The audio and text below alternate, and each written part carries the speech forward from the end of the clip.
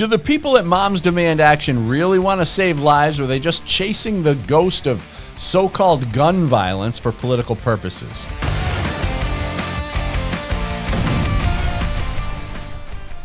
You have to give them credit. They're very consistent in their messaging. Now, the gun-grabby gals over at Moms Demand are consistent in pushing the notion that they're doing something to save lives. However, a quick trip through their X feed will show you that the anti-gun propaganda machine is nothing more than a desperate attempt to gain support for an unpopular cause while trying to make themselves look like they care. Their main strategy? Scaring people with made-up terms like assault weapon and gun violence while demonizing average American gun owners by calling them gun extremists. Although their events seem to be struggling to attract attendees, they push their disinformation with a smile on their face because they've been convinced that they are the good guys. Now, the perpetuation of propaganda terms like gun violence is a necessity in their game of deception. It's at the heart of their anti-gun fear campaign. Without it, people would actually start to look at the real causes of violence. You see, there's no such thing as gun violence. Gun violence doesn't exist. There is, however, a very real epidemic of human violence, but that has many causes, and none of them are guns. But you could read through every anti-gun lobby group's social media feed for days and never see one single attempt at trying to solve the problems of human violence. They don't want to solve any real problems, and they don't want you to think that the cause of violence in America could be anything other than gun-related. There's no benefit in it for them to direct their efforts to human behavior. As a matter of fact, they support gun-free zones where 94% of public mass shootings are committed, and they blame the gun for the deaths of the people who they took part in disarming. Now, the anti-gun lobby uses human violence and rebrands it for the purpose of making them look good and to gain support for gun control legislation. If the anti-gun groups were to focus on human violence, they'd have to admit that guns have never been the problem. They'd have to actually put their effort into something that would make a real difference.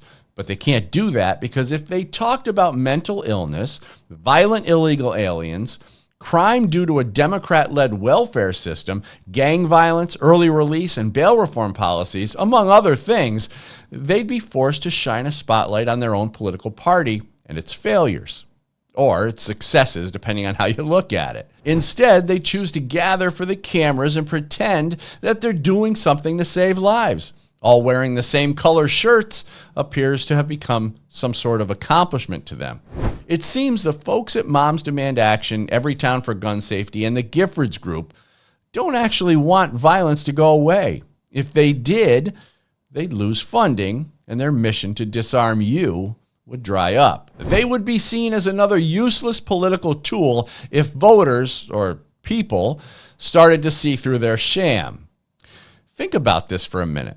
If everyone realized that the real cause of any violence, whether it's committed with a knife, gun, baseball bat, automobile, whatever, was actually the cause of human intention, we might be forced to look at the actual problems. Because real Americans and those who actually want a peaceful society would want to get to the real cause of what makes people commit violent acts.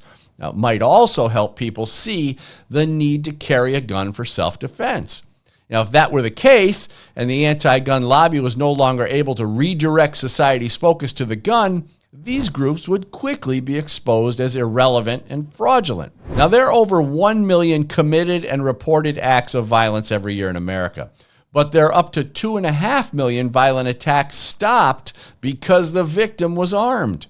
Now, the anti-gun lobby doesn't want you to know about the lives of people that were saved because they were armed and able to defend themselves. But the reality is Americans are starting to recognize the importance of firearms for the purpose of self-defense. When 99% of public comments on the anti-gun group's social media pages express discontent in the group's message, you have to wonder what's keeping them going.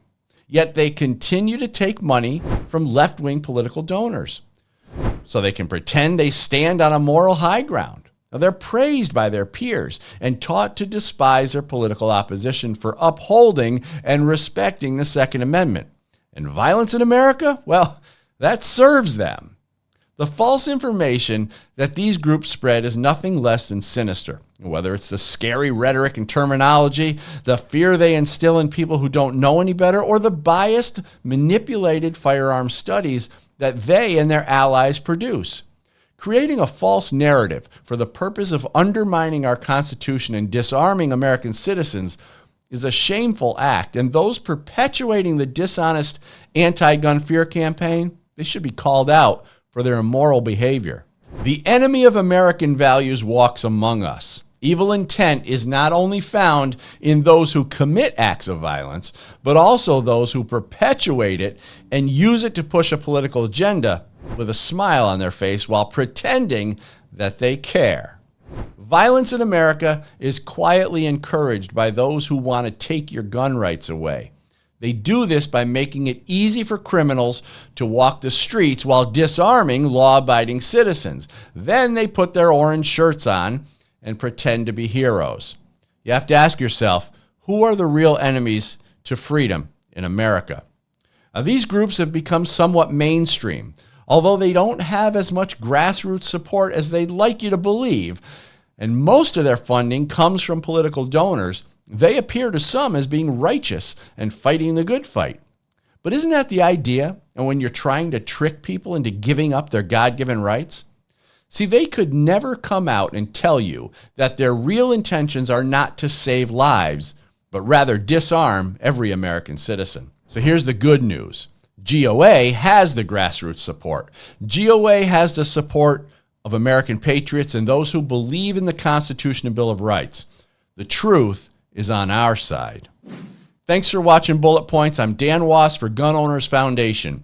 You can find more Second Amendment content and updates at gunowners.com.